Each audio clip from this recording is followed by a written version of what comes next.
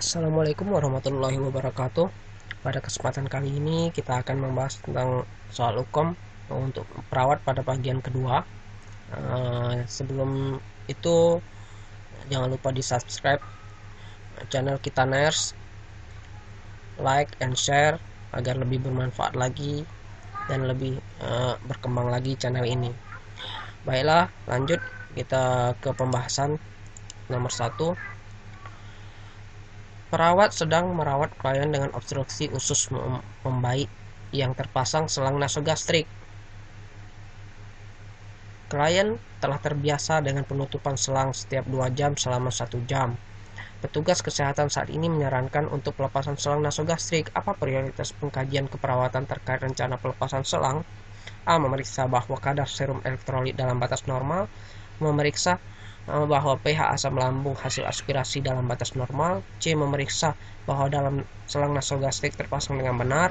D. Memeriksa adanya bising usus pada keseluruhan 4 kuadran abdomen.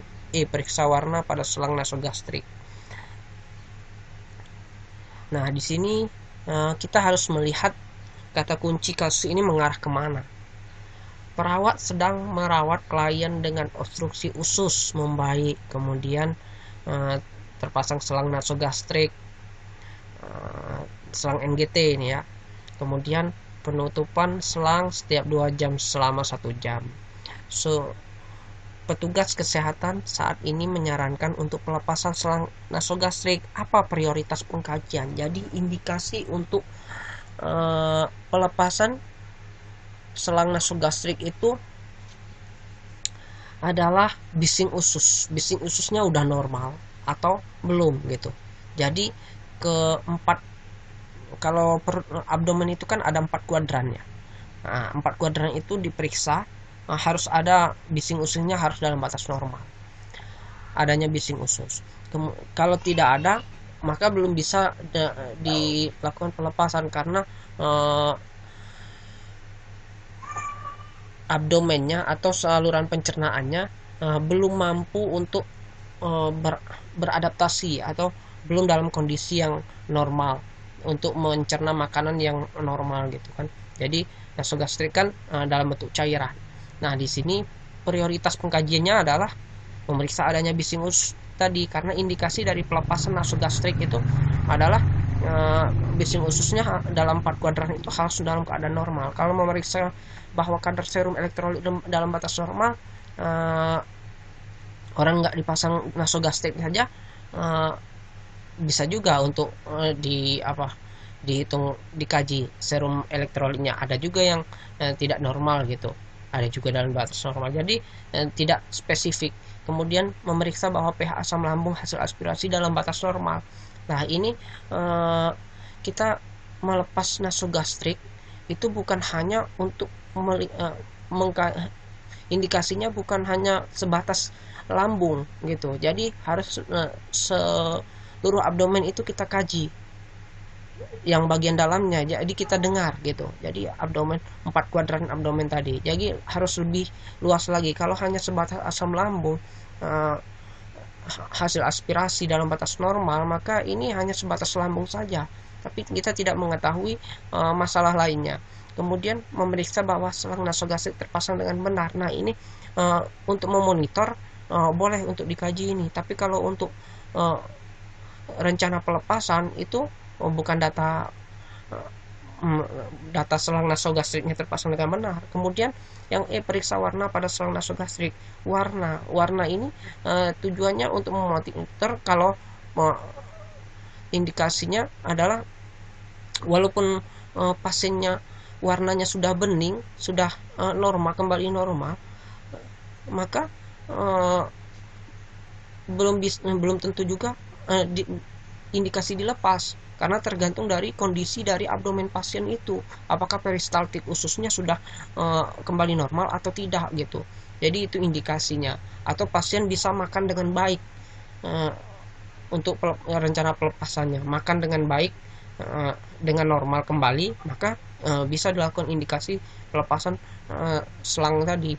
Jadi jawabannya adalah D. Memeriksa adanya bising usus pada keseluruhan 4 kuadran abdomen. Kemudian selanjutnya, perawat sedang mengobservasi klien yang terdiagnosis DM, diabetes mellitus tipe 1 dan mendapatkan terapi NPH serta insulin reguler. Atau manakah keluhan klien yang akan mengingatkan perawat untuk mewaspadai munculnya reaksi hipoglikemi? A. Tremor, B. Anoreksia, C. Kulit kering panas, kemudian D. Kram otot, E. Peningkatan frekuensi berkemih. Nah, di sini hipoglikemi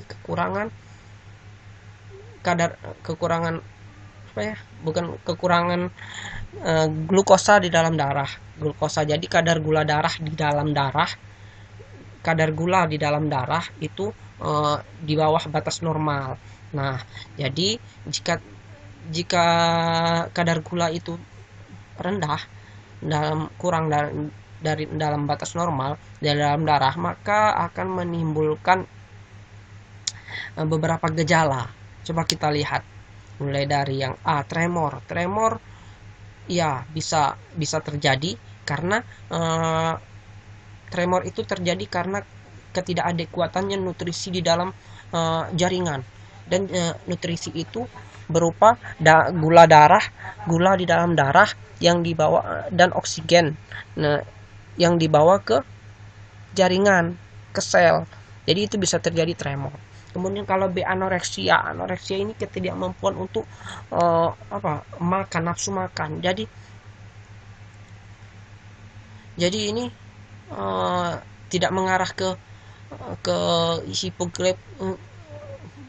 dia mengarah ke hipoglikemi, tapi dari dampak dari hipoglikemi itu apa gitu. Kalau anoreksia enggak, anoreksia bisa menjadi penyebab dari terjadinya hipoglikemi. Kemudian kulit kering panas. Nah, kulit kering panas ini biasanya kekurangan cairan elektrolit, bukan hipoglikemi. Hipoglikemi itu lebih kepada ketidakadekuatan nutrisi di dalam jaringan, sehingga menyebabkan penyempitan pada saluran pembuluh darah untuk meningkatkan asupan nutrisinya, maka terjadilah vasokonstriksi tadi dan menyebabkan kulit tadi menjadi tremor. Kemudian kalau kram otot ini biasanya lebih kepada kekurangan energi, ATP-nya tidak maksimal. Jadi pemecahan glukosa, glikolilisnya itu tidak maksimal. Jadi terjadi kram. Jadi ini adalah mekanisme kompensasi yang dilakukan oleh otot sehingga menyebabkan munculnya asam laktat tadi. Asam laktat tadi bisa menyebabkan nyeri, dan kram ini karena asupan nutrisi atau energi tadi tidak tercapai pada otot tadi. Jadi ototnya tiba-tiba kram gitu, tidak bisa digerakkan, kaku. Kemudian peningkatan frekuensi berkemih. Peningkatan ini tidak mengarah kepada hipoglikemi. Reaksi dari hipoglikemi ini adalah memang tremor. Kalau peningkatan frekuensi berkemih itu lebih mengarah ke elektrolit, cairan dan elektrolit. Jadi jawaban yang tepat adalah A. Kemudian selanjutnya, seorang klien dengan gestasi 36 minggu merasakan pusing ketika perawat sedang mengukur tinggi fundus uteri. Berdasarkan pengetahuan dasar perawat tentang kehamilan, manakah yang paling mungkin dapat menyebabkan hal itu? A. Kandung kemih penuh, B. Emosi yang tidak stabil, C. Kurangnya asupan zat besi, D. Penekanan pada pembuluh darah vena cava, E. Kontraksi pada uterus. Ini jawabannya adalah D ya, penekanan pada pembuluh darah vena cava. Mengapa? Karena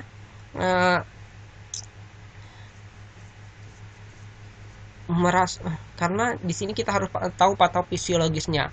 Jawabannya penekanan pada pembuluh darah vena cava. Patofisiologis pusing jika perawat sedang mengukur tinggi fundus uteri. Berdasarkan pengetahuan dasar perawat tentang kehamilan, manakah yang paling mungkin dapat menyebabkan hal itu?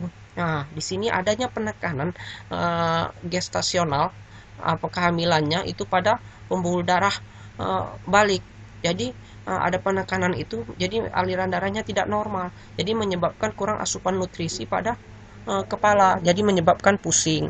Nah, jadi jawabannya adalah D. Kemudian selanjutnya, seorang perawat melihat rekam medis anak yang telah diperiksa oleh dokter. Dokter mendokumentasikan diagnosa medis anak, yaitu stenosis aorta. Manakah tanda dan gejala spesifik dari stenosis aorta yang harus diantisipasi oleh perawat?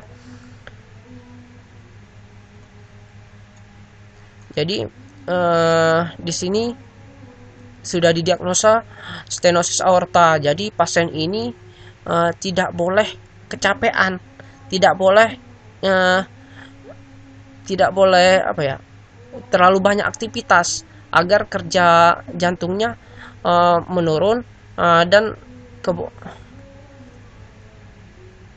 tidak menimbulkan komplikasi. Jadi di sini yang lebih dominan itu adalah C, intoleransi aktivitas, untuk mencegah terjadinya komplikasi. Tadi hiperperistaltik enggak, gangguan pencernaan enggak juga, hiperaktif bisa B atau C, tapi lebih ke intoleransi hiperaktif ini terlalu banyak aktivitas itu malah memperburuk keadaan. Jadi maka yang diperhatikan adalah intoleransi aktivitasnya. Jadi jawabannya C. Kemudian selanjutnya, seorang perawat melihat catatan kesehatan bayi berusia 3 minggu dan diagnosa medis yang didokumentasikan, yaitu suspek penyakit Hirschsprung. Manakah manifestasi klinis yang menyebabkan ibu mencari pertolongan kesehatan untuk bayinya? Diare, muntah, proyektil, C, regurgitasi ketika pemberi makan, D, feses berbau busuk dan berbentuk panjang seperti pita, E, kembung. Nah, di sini kita harus melihat Hirschsprung. Penyakit Hirschsprung itu ada tanda gejalanya. Tanda gejalanya harus tahu dulu konsepnya ya. Konsep Hirschsprung itu seperti apa gitu kan. Jadi di sini yang mengarah, benar-benar mengarah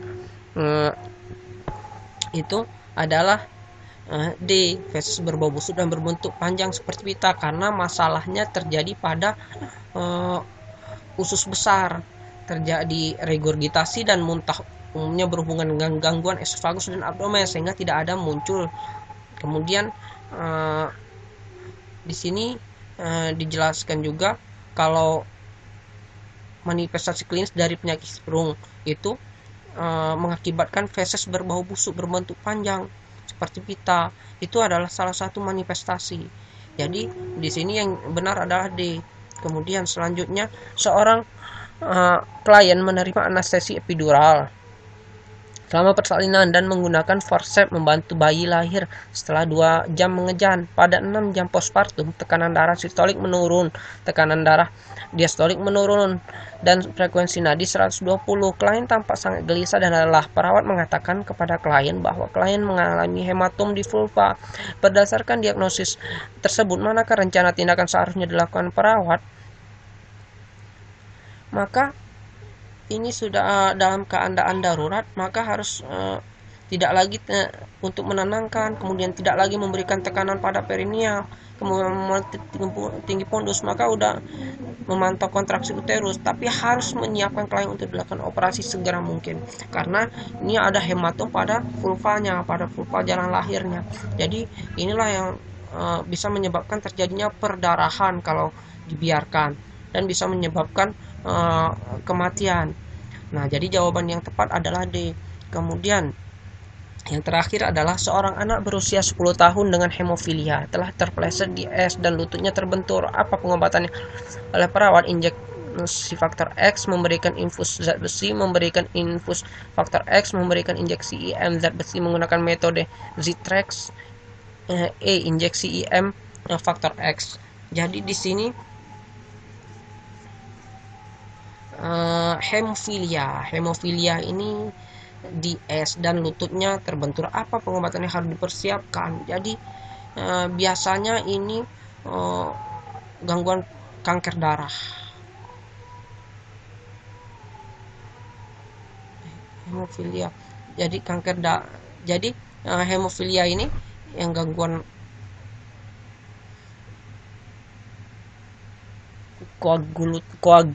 koagulasi dari darahnya, viskositas darahnya, jadi menyebabkan mudah terjadi perdarahan. Jadi yang perlu dilakukan di sini adalah memberikan infus faktor X, karena memberikan pembekuan darah, zat pembekuan darah, rentan terjadi perdarahan sendi setelah terjadi jatuh. Faktor 8 akan diberikan secara intravena untuk menggantikan ketidakadaan faktor pembekuan dan akan meminimalkan perdarahan. Jadi bukan diinjeksi faktor X-nya.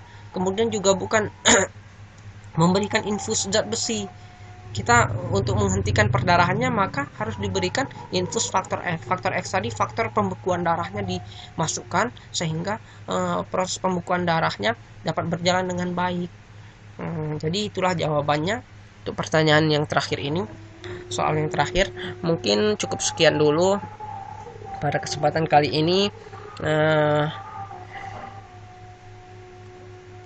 Jangan lupa di subscribe channel kita Nurse ini, like and share demi berkembangnya channel kita Nurse ini ke depan dan dapat memberikan konten-konten yang lebih bermanfaat dan lebih membantu pada teman sejawat kita.